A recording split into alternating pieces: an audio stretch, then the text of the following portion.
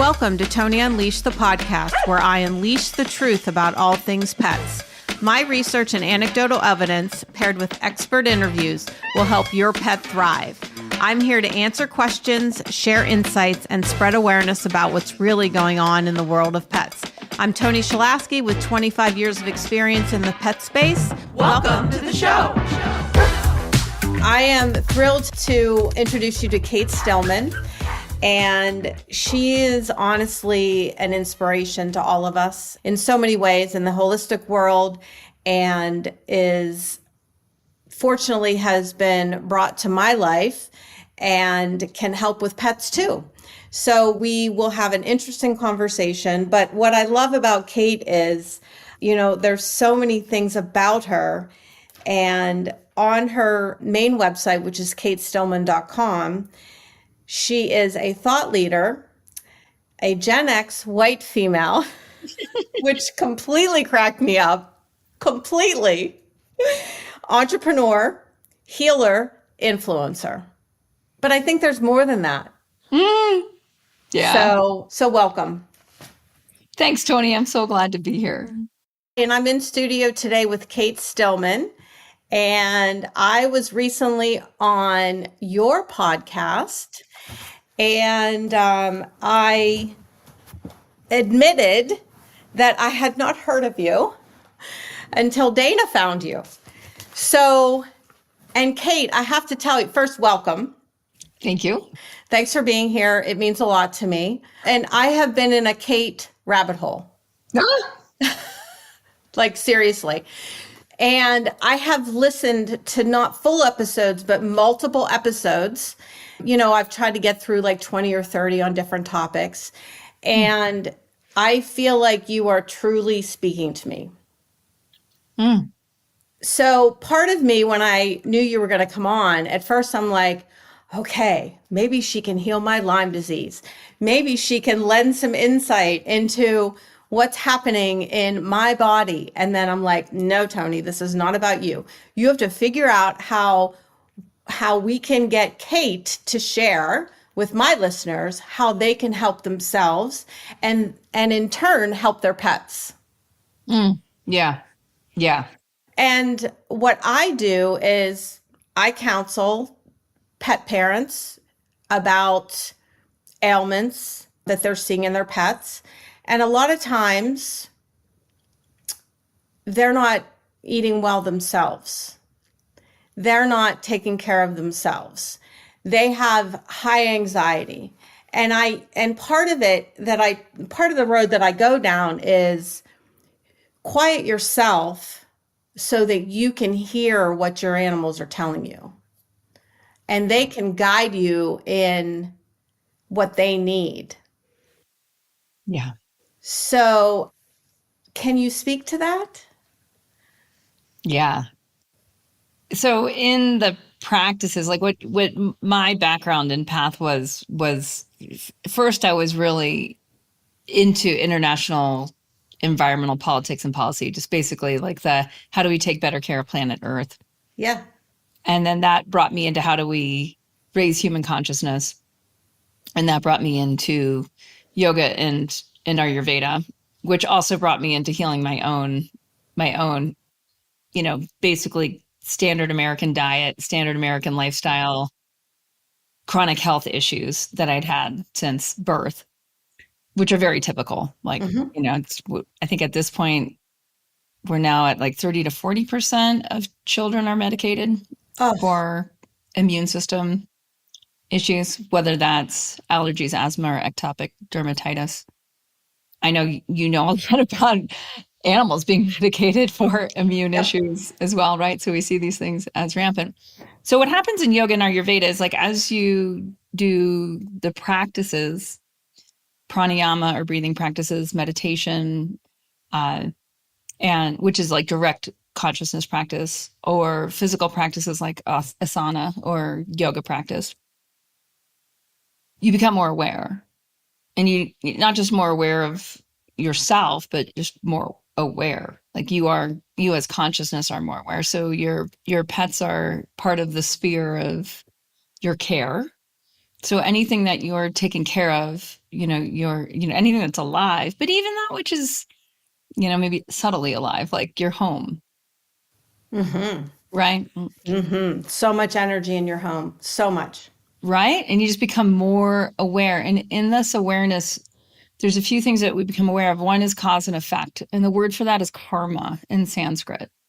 So everything has cause and effect, although some things are spontaneously cause and effectual, and those are kriyas. Those are like they're at a higher level of consciousness, and they're not something a lot of us really experience. So most of us are really in karma. Or like yesterday, I gave my dog a raw bone, and that was like most of her food for the day. And then what is the effect? So her nervous system was more grounded, right? And so our connection, and right now we're in Montana, we're in our home in Montana, and there were two big moose, mom and a baby, like a full, but the baby was like at least a year.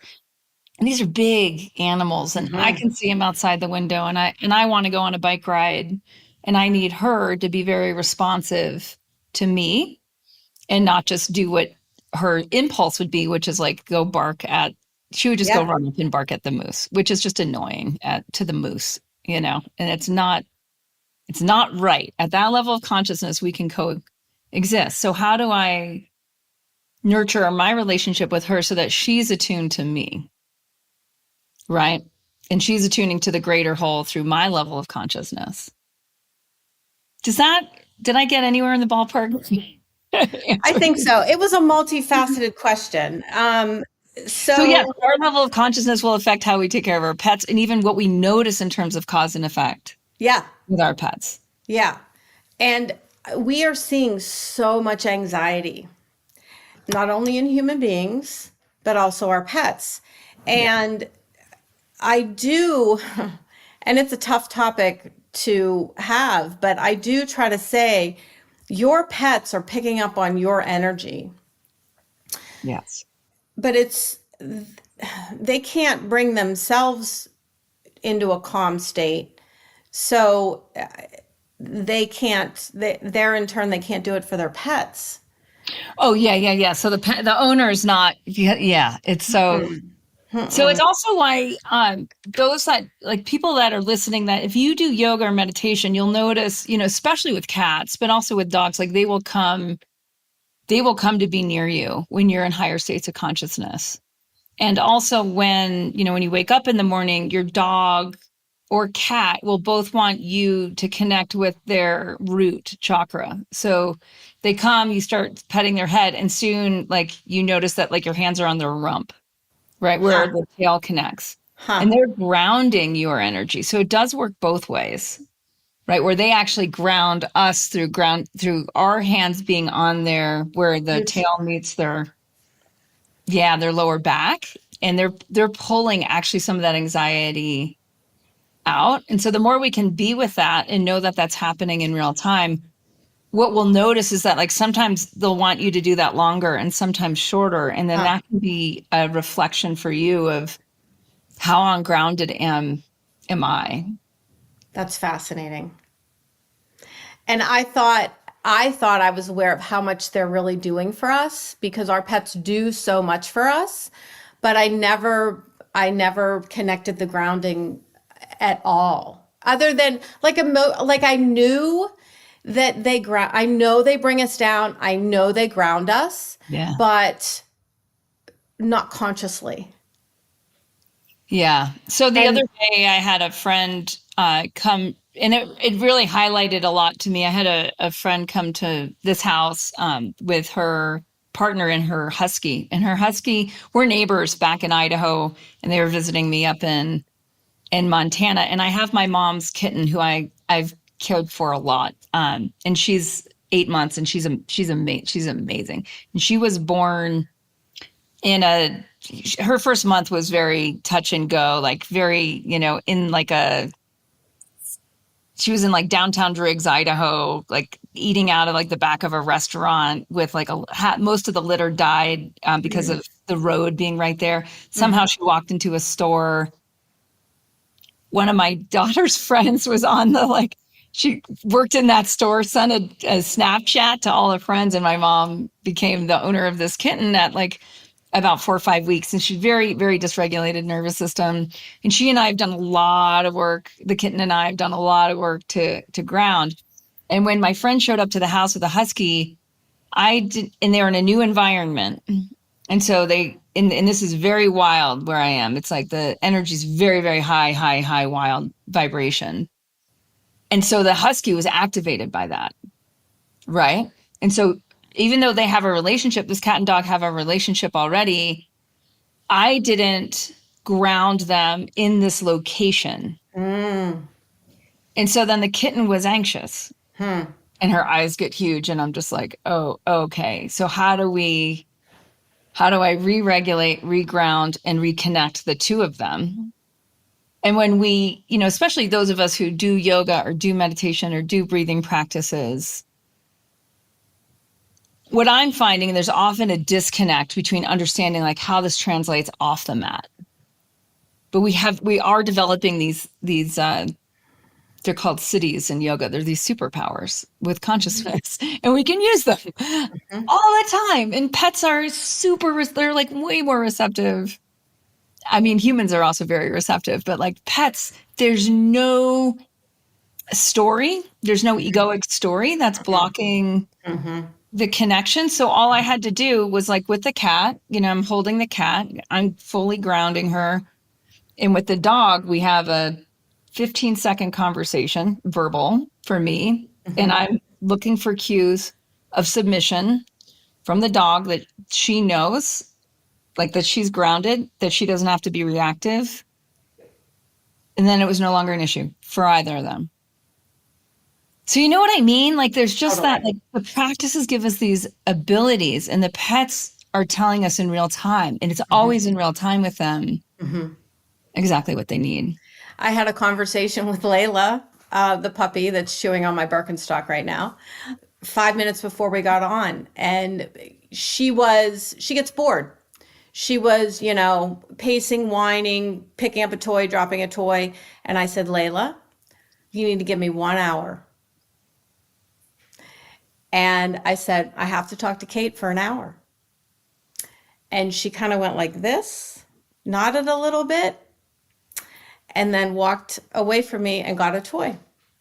And then I brought 2 other toys for her and the Birkenstock. And we came upstairs because that's where my studio is. And so far, so good. But I talk to my pets all the time. And I still have a store in Florida. And an interesting story, my store manager was pregnant. She already had her baby. And her one dog became very ill while she was pregnant. And this was her first dog ever. And I said, Brandy, have you told Tank what's going on? Have you had a conversation with Tank to say, hey, buddy, I'm having a baby. This is what's going to change. This is what blah, blah, blah. And she was like floored that I told her to do that. And she has always been a pet person. She went completely natural with her birth. She's very open-minded. She's a raw feeder. And she was like, you want me to what? And So, I think we all just need to realize that we can communicate with them. We just need to get a little quiet within ourselves. And what can help so much is rhythm. Like they crave, just like children crave rhythm and structure, like our pets crave rhythm and structure, and especially like I travel with animals, which in Ayurvedic medicine, that raises wind element. It raises vata, which raises anxiety. And most people are already moving around too much. Our awareness is moving around too much. We're exposed to way more sights and sounds than we've ever been historically as a species. So for all of us, this, like you said, anxiety is high. And it's even just existential anxiety. Like I'm not an anxious person. Like no one who has ever met me would say I'm an anxious person, but I notice. Yeah. I have a mostly fire, earth, water type constitution. I'm like, wow, it's still so high due to now. Yeah. What's going on? now. So with my pets, and I'm sure everyone naturally does this that's listening, but we can even bring more awareness or presence or intentionality. So intention is really strong in a lot of different, like any spiritual tradition, you're going to run into strengthen your intentionality. Right. Even in goal setting, like religion can be just like hitting your own goals, like, or making more money. That's a religion in itself. It's just like have more intention and then notice what happens. And so say we're aware of a beginning and end of the day, these bookmarks are huge. So I've trained the kitten I've trained the dog naturally wants to take care of the kitten, which is really great because there's coyotes here and whatnot. And she has a natural like she's a perimeter dog, so she has a lot of awareness of the sphere that she's meant to protect. And she is oral, right? So she doesn't like she just barks. She doesn't fight. She's a husky. No. Mine's Yours. She's a border collie. She's a mix of collie, border collie, poodle. Interesting. Crazy intelligence, insanely high emotional intelligence. Like everything is in the emotive field for her. But I've trained them to go out together and to come in together when we're in coyote territory, right? And so she knows that she's protecting the kitten through barking, right? Just through sound, but we have to have agreements on certain things around like how much barking's okay, et cetera. So beginning of the day, end of the day, like how we meet and greet, how we like wake up and connect, and that routine, and then how we go to bed, like that routine allows their nervous system to be grounded, which means they can offer more of that grounding back to us, right? So that whole cycle of grounding is now a two-way street. And so if we're really sporadic in when we get up and what we do and how we greet, how we ground, both on the entrance and on the exit of the day, how we say goodnight, like do we take a collar off? Like how do we unwind? How do we bed down? If we're sporadic in that, then the energy they're going to bring back to us will be higher anxiety. And then obviously meals, like around how we feed, all of that is, we can ritualize. And this is what we know from, again, like any tradition. It doesn't matter which wisdom tradition you pull from. If you have ritual, the nervous system relaxes. Interesting. What made you start cooking? So have you always cooked for your pets? No. I was raised on I grew up with pets and it was all kibble.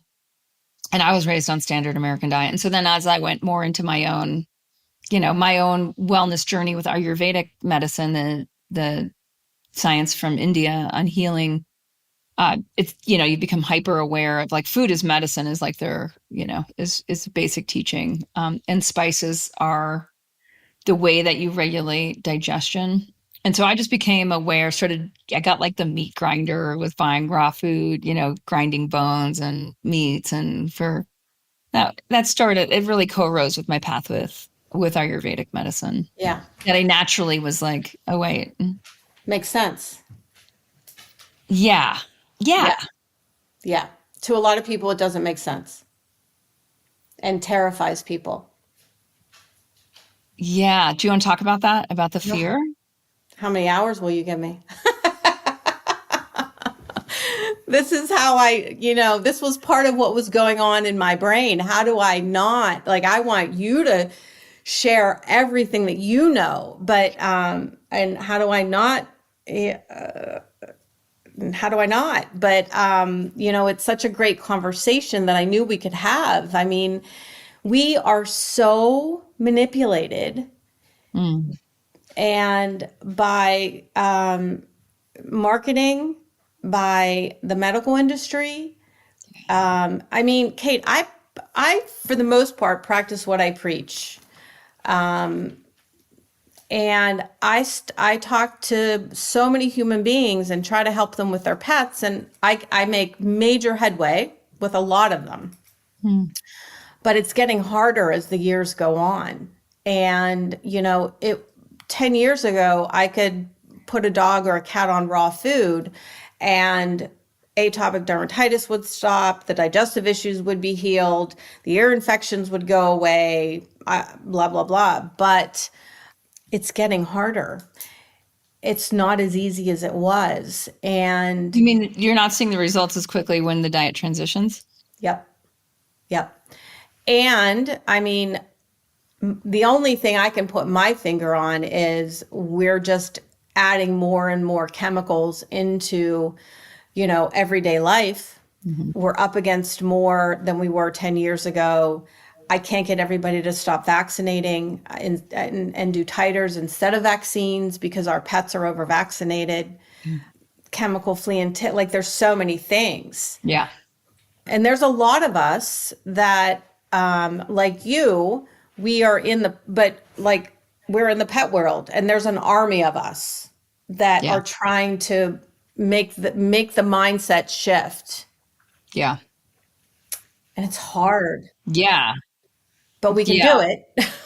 So, Yeah. And I think right now, like some of the work that Robert Kennedy's doing to raise awareness around double blind studies with vaccinations and the blocks to that are showing us that, when we as a population, when we as a whether it's as a nation, and a lot of us, a lot of policies are national, including, all the food and drug and all of the, I don't even know who, like the, whatever it is for like the cats and the dogs that's like regulating what is able to be in food and able to be in vaccines and all that, that there's a huge level of consciousness rising right now with that and with looking at like, are we consumers or are we citizens?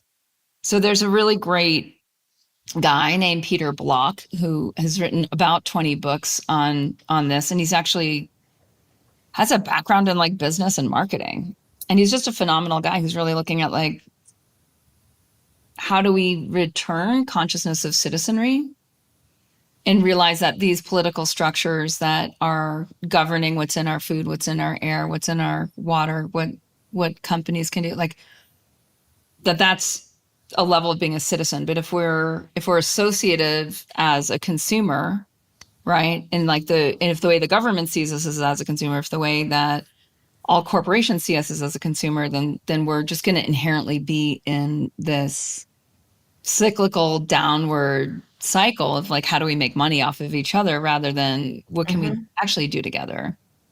What do we want to do together? And for you and I, like, we're very driven to raise awareness, empower citizens again, right? To connect with their ecosystem, right? With the pets are already very connected to the ecosystem. They're much more aware of the energy, the weather, of what's going on. And then what about ecosystem as food? So how do we get more connected? And I know from talking with you, it's like you're connecting people to their butcher. The butcher is connecting to the animals that are grazing on the land or feeding off the land. And that's where we get this, like, can we have a throughput all the way from citizen to ecosystem, not just for us, but also for where we're sourcing food for our pets. and it's important how those animals are raised. Yes. We need them in happy environments. We need them in natural environments so that their cortisol level is at a normal state so that it's not passed down, which is adding even more to anxiety, right? So Totally. it's just so multifaceted. And, I'm hopeful that there are some changes made within the human food industry and RFK makes some progress. Yeah. But if that happens, they're gonna go after the pet food even harder, the commercial pet food. Mm. Well, I think, just for the listeners, it's like you vote with your actions. Exactly. And then what you do rubs off. So I know to like, it's like the more I talk with you, it's like, oh, wow, the conversation it goes somewhere it can't go when you're in your bubble. and I'm in my bubble. And that's true for every single one of us. So if one of us starts even going to like half locally sourced, right, animals from your ecosystem for your pets, and That's just half of us starts to ritualize our yep. morning meet and greet and our end of the day wind down, it transfers consciousness. It doesn't have boundaries. So it just moves through us. It has a whole ripple effect across the world, I feel. Yeah. Yeah. And I always say every dollar is a vote. So do Yes. you want to vote for the farmer or do you want to vote for the pharmaceutical industry? Because I mean, the pharmaceutical industry and the pet food world are connected. Yes. The commercial pet food world. So, it's just raising that awareness and having more conversations. And, we're all in this together. Yeah. And we Yeah. have, And the more people that are asking the questions around vaccinations and, and just all of just the barrage of stuff that comes with the pet industry and understanding consumerism as a pet owner, and like where do you want to fall in that? Like, and what do you, where do you want to be in like a year or 2 or 3 with that? So that we can look forward.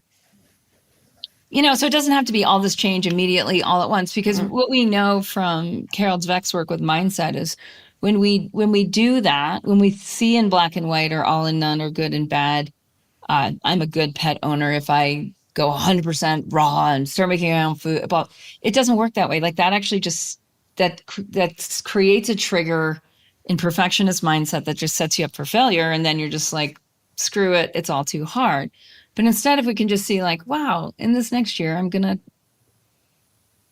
go 50% or I'm going to go 25%. And then maybe in 5 years, like, well, it'll just be naturally part of my routine. And maybe I'll see what happened, like how much more my pet is actually regulating my nervous system and my anxiety, and how much more joy and presence I have in my life from making these slow, gradual changes to the future that I want to experience most.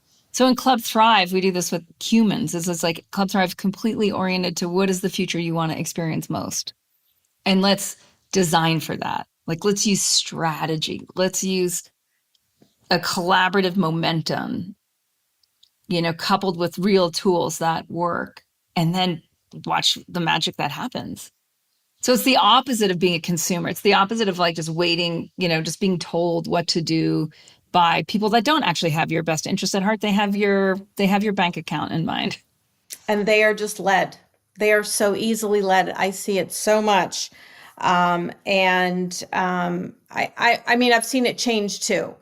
So I just want to keep having more and more and more conversations, which is why I'm thrilled to know you and others that I've met through the podcast. And, going from retail pet stores where my reach was only within Pittsburgh, Pennsylvania, and the surrounding areas, except for the Florida store. And now with the podcast, it's, it can go who knows where. Yeah. Same Yeah. for you. Yeah. Yeah. Yeah, exactly. And then there's so much more meaning and connection that happens as we shift out of consumerism and back into community, citizens, right? Ecosystem, as we like shift back into that. It's really interesting what'll happen, I think, particularly with AI, like what I'm noticing even, and I use a lot of AI tools, and I've been very tech friendly my whole life. My dad was he kind of like grew up in the software, hardware industry. So I always had a lot of access to technology and appreciation for what it enables us to, how it enables us to really think and do things. So to me, it's so interesting. Like the best tools right now are so inexpensive and becoming less expensive. And like, it's like there's a lot of animal bones you can get for free. And bone is in Ayurvedic medicine, bone and bone marrow, like that's the most deeply nutritive tissue. And it's essentially free because it's underused or thrown away. Right. And so when we really drop into that which we want. Like we want deep nutrition. We want deep thinking. We want deep presence. Deep presence is free. It's just being silent by yourself for a little bit. Right? These things are free.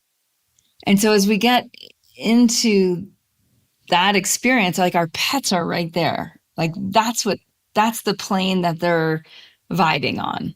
And so the more we're running around and we're kind of crazy and we're sporadic with our routines and our rhythms, and we're sporadic with their routines and their rhythms, right? Which they're sometimes depending on us, whether they can go outside or not. Yeah. Right? Whether they can play or not, whether, and if we're sporadic with that, then we're just spreading dysregulation. So what put you on this path? Did you have any life moments that put you on this path? Yeah. Yeah. And I do sense that I came into this lifetime with like a dharma, like a very clear dharma or like purpose to uphold. And so I don't ever really remember being separate from that. I do remember being confused by why people would talk about stuff that didn't matter all the time, like that. As a child, my mom, she often says to me, she's like, you were smart in a way I didn't know what to do with, because she was very conventional, but her path, and she had a lot of, she had a very rough childhood in a lot of ways, very unstable, and her horse, she had at some point, it's kind of a crazy story, but they ended up on like a big piece of property that her dad turned into a golf course. It was very crazy. And they had, because he was an alcoholic and blah, blah. It was very unstable. Uh-huh. But she had a horse and she had a cat and she had a dog. And the animals gave her that connection to consciousness and source energy that she was able to pass through to her children. And that was amazingly regulating for us. Living in just typical standard American consumerism, where you're just marketed to stuff that doesn't help you connect to your own purpose. But I did have a pivotal moment. She insisted when I was about 16 that I get out of Dodge. And Dodge for us was East Coast, Massachusetts, like very very driven culture of like, academic, sports, all the things, like the whole, this is how you do life type of path. And she's like, you need to get out. So I went, I applied for Student Conservation Association, and I went to work on a trail crew, and it's all volunteer. You work your ass off for free, basically, in the woods. And so I was able to live literally in the wilderness, and there's national forest and then there's wilderness. And this was in the wilderness, and we were trail building with rock bars and misery whips and that sort of thing. And the level of consciousness of the leaders was global. So they had planetary environmental consciousness. And it was like, water on a dry plant for me. Yeah. Someone gets it. And they both had graduated from Williams College, also in Massachusetts, very academic. You have to be really smart to get into Williams. You have to really be able to think. And so I was able to connect in a way that everything made sense. And then when I went back to my East Coast school and was writing college essays and all that, it was very much of these two worlds of like consumer to ecosystem. And then it just went from there. I went into international environmental politics and then left that when I realized it had everything to do with human consciousness.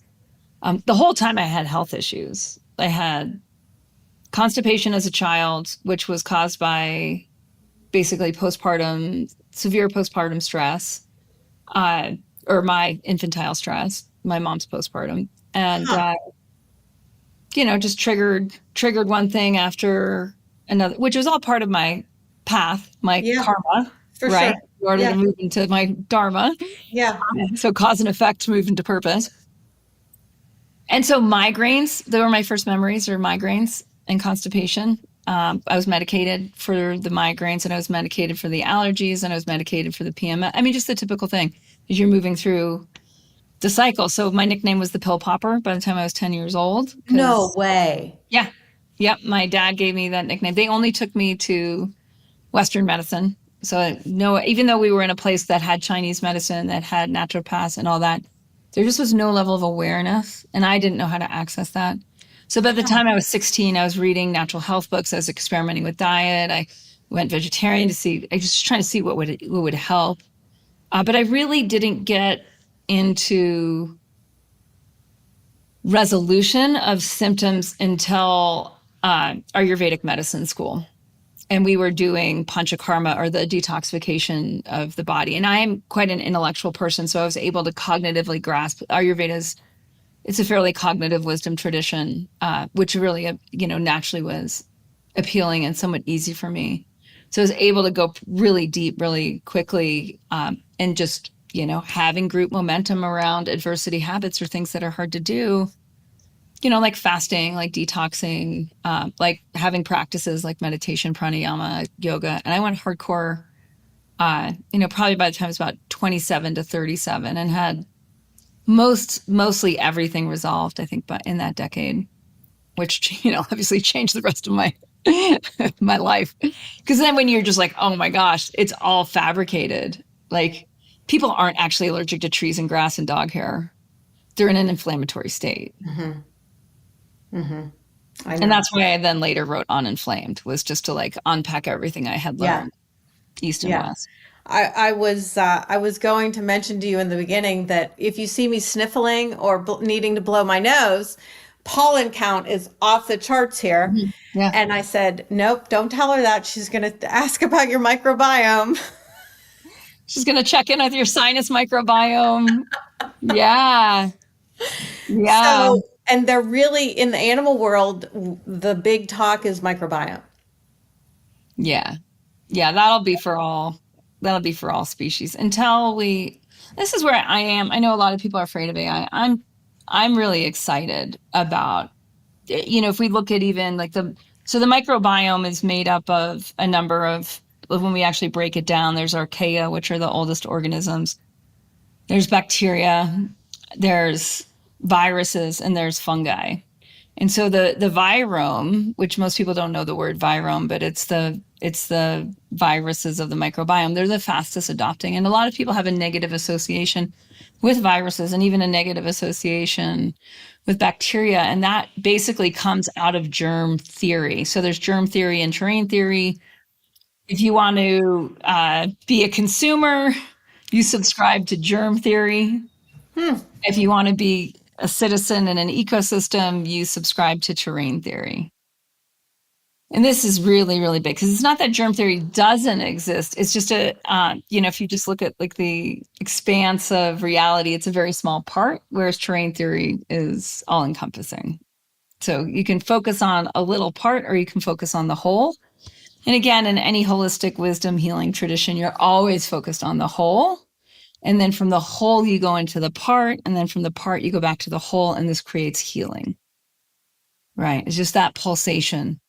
But if we're just in a part, we're never going to get to holistic. We're never going to get to health. Right.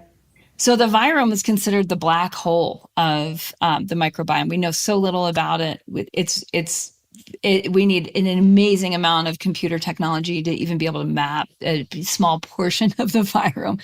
But it's the viruses that are the fastest adapting. And that's what actually is updating our DNA in real time. Yeah. So it changes our relationship. If we look at like what happened during COVID, like the dogs didn't get sick, the deer didn't get sick, the deer had COVID, right? Dogs are transmitting.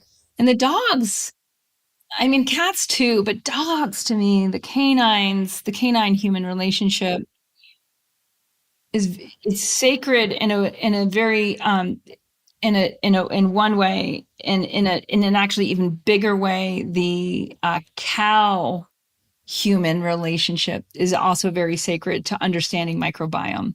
And again, not just for the viruses, but also the bacteria, the fungi, and the archaea, or the most ancient species. And so what the dogs do, like, for example, during COVID, when people were isolating as a government mandated practice that actually wasn't effective, as we were taught to isolate, which actually destroyed our immune system and our nervous system, our dogs were still being social. So for anywhere that doesn't have leash law, like where I live, you let the dog out of the house. The first thing they do in the morning is they start sniffing. Mm-hmm. And so they're pulling bacteria and viruses into their sinus microbiome, right? That's going in through their respiratory system, and they're adjusting in real time to the viruses that are adapting, because viruses adapt a gazillion times faster than bacteria. And so then what are they sniffing for? They're sniffing for other animals, right? They're picking up scents, and they zone in to where there's urine and feces. Right. And that's the microbiome is found both in urine and but most specifically in feces. And anyone who's ever had a dog on the loose knows that, like, if they find something good to roll in, like a dead animal, or where I live in Montana, there's fish. So my dog smells like fish now because there's some dead fish around. Yeah. But it's like, actually, as we heal our sinus microbiome. Yeah. And this is going to be, I say things that are shocking to normal people. So here we go. Your smell becomes primal again. And so in the sinuses are all of these, there's actually taste receptors in our sinuses. Huh. For our brain to function at optimal capacity. Huh. The sinuses are essential. So from the sinuses, there are passages through the olfactory bulbs that go right into the cerebrospinal fluid. Huh. And now you don't have to deal with the blood-brain barrier.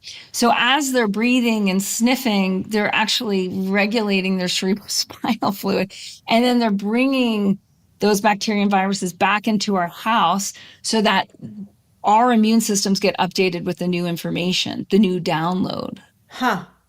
So as soon as we separate and we antiseptize everything, because we are in germ theory and we're afraid of everything, and we don't let our dogs sniff other dogs' poop or pee, what we've just done is diminished our ability to adapt.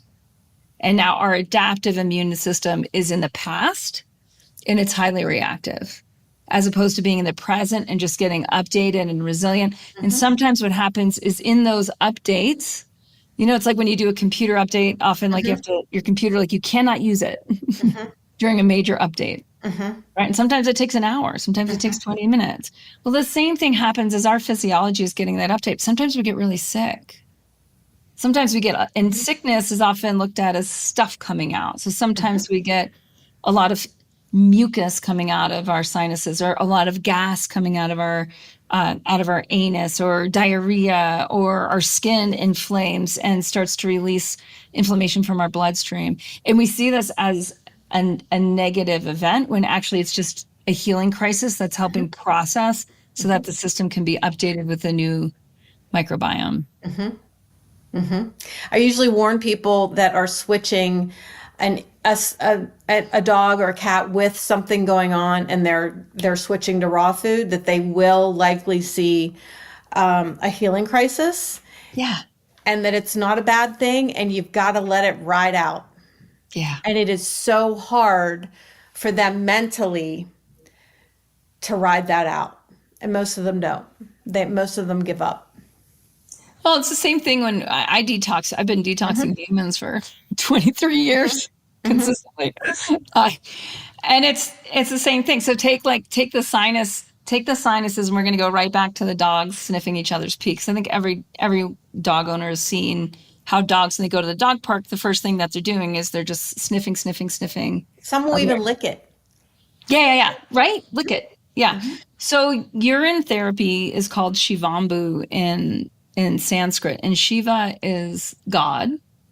There's a lot of words for God in pantheic traditions, and Shiva is one of them. And Shiva is really like the highest level of consciousness God. He's like he's like the god of the gods, kind of like Zeus in Greek, where you've got a lot of gods. They can do a lot of things, and then they answer to Zeus, right? So that's how it works in the Vedic system. And words really matter. When you study ancient culture, words are they're tonal, they're specific. There's a lot of meaning packed into, as primates became human, we connect a lot of meaning through words. So the word of the word matters. So Shiva, and then Ambu means water, and Shivambu is God water, right? Or divine water. And so we found, when my research with Shivambu, with urine therapy, with primal habits in general, was basically like not regional specific or tradition specific, although the Vedic system does probably have the most information on it. But it arises everywhere in every culture. You can't not find a culture that didn't know how to use urine as medicine. So let's go back to the sinuses and the allergies and the microbiome and why the dogs don't get COVID. They're sniffing each other's pee. They're sniffing their own pee too. And in that, they're updating the sinus microbiome. And now again, the sinus microbiome the sinus microbiome does a few things. One of the things that it does is it releases nitric oxide into the lungs. And so then the lungs can expand and the lungs can actually generate their own nitric oxide. Then that transfers into the blood that is now picking up more oxygenated blood. That oxygenated blood also produces nitric oxide. And so you have a lot more communication and consciousness happening. Nitric oxide is considered the third gas. So anyone who is educated before the year 2000, chances are you don't know much about it, but it's considered the third gas in respiration. So you not just have oxygen and carbon dioxide, but you have this mediator gas called nitric oxide. The sinus microbiome largely regulates that, as does the oralome for the entire physiology.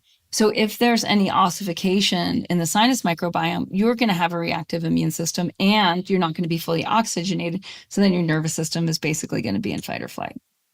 So now go back to Shivambu, God water. It's found in every tradition of every human culture. If you snort, and again, this is going to just totally be gross for people, but if you snort urine, what it starts to do is it starts to recover the sinus microbiome. So you may have a healing crisis and you might start to produce an enormous amount of mucus as some of this tissue, which is like ossified or fibrotic or is lost its ability to do its job. It's basically turning into like scar tissue, right? It starts to wake up again. And as it wakes up, it has to process toxicity out, right, as it recovers biological function. So it's, unappealing, but it is definitely and I've helped so many people with this, and they're like, okay, like one of my clients who detoxed with me for maybe 10, 15 years before I got into Shivambu and urine therapy and started doing the research and writing on it. Severe allergies, like severe, just like miserable, sinus oriented. And it took her 2 years with urine therapy and the sinuses to get complete resolution. But if you're 50 and you've had allergies for 30 years or 40 years and you can get resolution in 24 months and not have them for the next 2 decades, not bad. Yeah. So, and I've heard you talk about urine therapy before. So it's just snorting. Are we drinking any urine for any? You can use urine in any part of the body. It's completely intuitive. It's completely intuitive. And I've actually, Toni, kind of come to the place where all healing is completely intuitive. And the more we stop giving each other advice and just tune people in and, just share information of these are things that humans have done. That's why I wrote Primal Habits. I'm like, these are things that humans always did that made us human, not consumers. This is pre-consumerism, just like humans as humans. And I don't want to idealize that because I freaking love running water and sewage systems and roads to drive on, planes to fly on and all that. But there's things that we did that our brain size were 10% bigger 10,000 years ago. So pre-agricultural, when our physiologies were optimized, what were we doing then? And so you can use urine on your skin and your eyes and your teeth and your ears, up your butt, up your, in any hole you can find in your body through your skin. And then the more advanced practitioners, and all of this was underground in the yogic system. The yogic system, a lot of people don't know that much about, but it basically has, the more advanced you get, the more the language is encoded. So it can't be disrupted by consumer culture. Over the last few thousand years, we've actually had a lot of consumer culture, even in India. So a lot of the primal teachings end up in encoded language that are hard to decipher, and teachers won't teach it except for in inner circles. So I'm trying to expose a lot of that just because I'm well, we're in the, that's done, and I don't care if I burn at the stake. It's just, right. What is. So the ancient practice, and it's in the Pali Canon, we can actually find it in a number of ancient texts, really goes to what's called aged urine or evolved urine, which is even crazier, but it's 10,000 times more effective than fresh urine. So fresh urine is what you urinate today. Evolved urine happens over 9 months. So just the in utero cycle. In utero, you're in about a 95% urine environment. So you're in the mother's urine, and that's why babies come out and their skin's perfect and everything has that incredible like smell of just fresh life that's coming from that in utero environment. So 9 months after you pee, that urine goes from being light colored, off gases, ammonia, it smells terrible for a couple weeks or months. And then it starts to change and it turns into a golden color, and then it turns into a reddish color, and then it turns into like a deep whiskey color, and then it turns into like a Coca-Cola color after even more than 9 months. And it loses its smell and it becomes your own, what historically was Shivambu, like your own perfect medicine. It is your own God water. And at that point, it's a medicine. It's not just for hydration and microbiome. It's actually, it will heal and recover tissue. The urea has penetration, and the uric acid is the antioxidant. Fascinating. It's crazy. Do you just sit the urine in a glass jar open or? Yeah. So if you're using it, so say you're using it for sinuses, what I would start to do right away is age some urine, because it will, even in the process of becoming evolved, it will become a very strong, uh, it'll start to like wake up stuff in the sinuses, even in small amounts. But just like the yogis would use a neti pot or something that you could irrigate the nostrils with. And so you can do that. You can even just sip, like say I peed in this cup, I could just and snort it, even just a tiny bit. You know, again, like people start small and just start to notice. One of the first places that people start is you just put a few drops of urine on one hand for a week, just the same hand. And then you notice after a week the skin, how your skin feels on one hand versus the other. So you want to be able to just run these. In yoga, it's all about svadhyaya. Sva is self and jya is to know. It's all about self-study. It's a knowledge that you have for yourself is the highest knowledge. So running these small experiments that are outside of consumer culture, no one can sell you your own urine. So you're never going to see studies on it for how to use it because no one will fund these studies. There's a reason urine is taboo in most cultures of control. Any culture that's trying to turn you into a consumer, you're going to find more and more disgust against the things that are actually the most helpful. So I'm going to circle this back to AI. Okay. So here's what, and I wouldn't necessarily say I'm afraid of AI, but when AI first started to come to us, I was apprehensive because I feel so it's thinking for us. And there's so many of us as human beings that have lost our critical thought process and our ability to think for ourselves that I feel like that's giving them one more crutch. Yeah. And that's the last thing we need. Yeah. Okay. So if we go to levels of human development and consciousness, right? And then we can apply. Yeah, let's just go to levels of humans and consciousness. So humans at a lower level of consciousness will be abused by a tool like AI. Yeah. And then the people that are of a higher level of consciousness will be able to evolve their consciousness with a tool. And so there's, so yes, and all of these things will happen. I see that empowering for you. I see it empowering for me and certain people. But and I'm not saying that we don't use it or, I'm all about it. But that's where my brain first went. Yeah. Yeah. Yeah. My dad too. My dad and I've had a lot of conversations about this. Like whereas for me and my teenager, I'm like, I would much rather you learned how to prompt and use the tool as a thinking partner. Yeah. Right. And that will hone your critical thinking skill. Yeah. It's, it's hilarious right now. I use 3 or 4 tools daily with AI, and it's like watching AI hallucinate is so funny. It's like, and you can see through it if you can see clearly. So there's like, yes, it's an increasingly complex world. It sure is.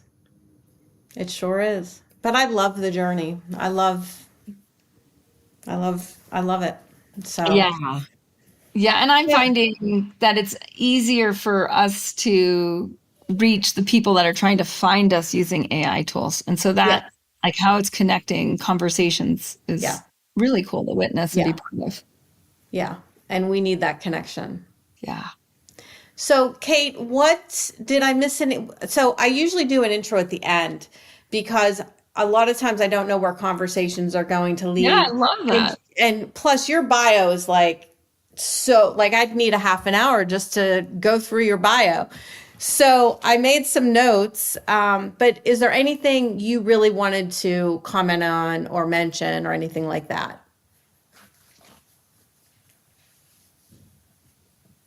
I think there's a few things that I think are interesting. Like so at Wellness Pro Academy, which is another one of my projects, right? Is Uh-huh.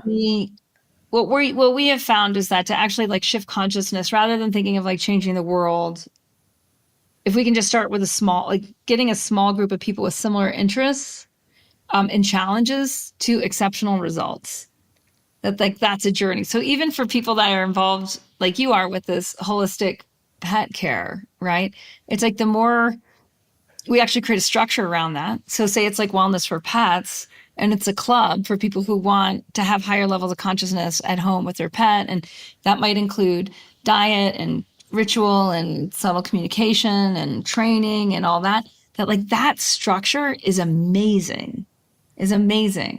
And so to me, there's a bit of like a business model issue with most people that are trying to make change really happen, whether that's in the virtual, global sphere, or whether it's regional or whether it's local. But that to me is it's such a cool way of orienting it's like, oh, wait, we can have a protected community and conversation that's oriented to growth. So, Can you please get out of my brain? ah! And then just the second thing is like, finding what I call growth communities. And I run Club Thrive Global, and that's a growth community. It grew out of Body Thrive and other communities that I had formed. Is what we notice is when we're really having trouble, like whether it's anxiety or whether it's an immune system breakdown that might have a fancy disease name on it, to be with other people that understand holistic healing and growth really changes what happens with that individual, because all of a sudden they're part of a collective consciousness that's actually results oriented and experimental and protected. And that makes all the difference in healing. That's what we always did historically as primal humans, and just bringing that back into commitment. And that's why we use like the annual membership of like really knowing who you want to be committed to and with for the growth journey that you're on, whether you're on it for your family, for your pet family, or just for yourself. And that's just been super fascinating for me to, evolve with that whole Yeah. business model. Yeah, and with anyone listening that something really resonated with them, Yeah. there you have created an amazing community of like-minded people at different levels in their journey, at Yeah. different steps in their journey, and it's a journey for us as human beings and for helping our pets. Like I've seen people go through the journey and it's fascinating. Yeah. So I know you have yogahealer.com, catestillman.com, and what else, Cate? Come on. Wellness Pro Academy for the wellness pros, and then clubthrive.global for people who are interested. But you can, like, one thing will lead to the next. So Yeah. wherever you start, Yeah. yeah, it'll go somewhere. And people can also just send me an email. My name's Cate, Cate, at yogahealer.com. And I can help direct your journey with whatever you're interested in that we talked about here. I'm Yeah. sure I have a ton of resources. I have no doubt. I think you're awesome. Oh,